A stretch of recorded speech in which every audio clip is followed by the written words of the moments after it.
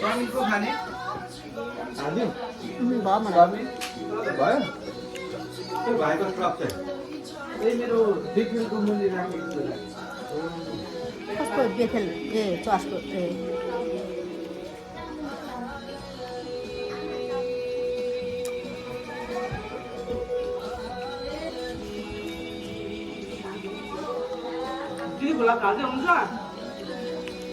छैन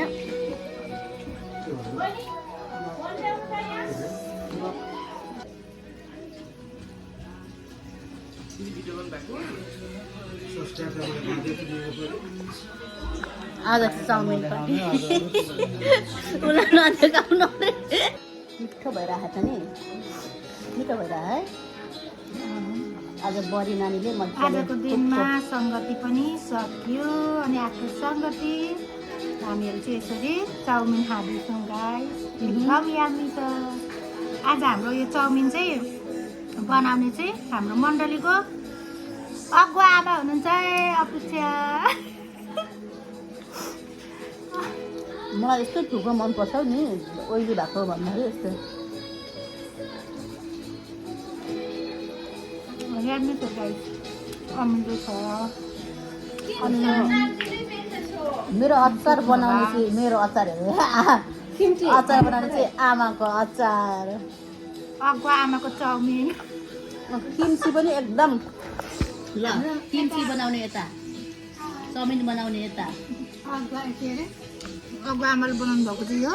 अनि खाने चाहिँ किम्ची कति मिठो छ उयो तपाईँहरू मन पराउनु चाहिँ यहाँ हेर्न सक्नुहुन्छ किम्ची खान आउनुहोला होममेड किम्ची गाइस आज धेरै दिन पछाडि पो आयो त म त साँच्ची नै यता हाम्रो एल्डरबाल हुनुहुन्छ जय मसी जय मसी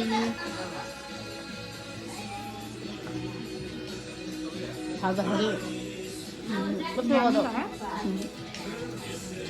दाममा देखाउनुहरू क्या किम्ची हालिदिउँ किम्ची बडीलाई टेस्ट गरिदिनु न मिठो छ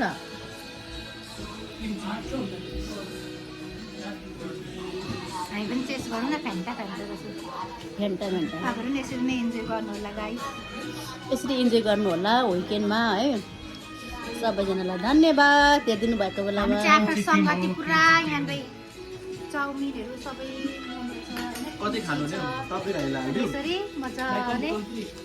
इन्जोय गरिरहेको छौँ ल तपाईँहरू नै इन्जोय गर्नु होला भोलि पनि छुट्टी छ हामीहरूको ल बाई बाई सबैजना बाई बाई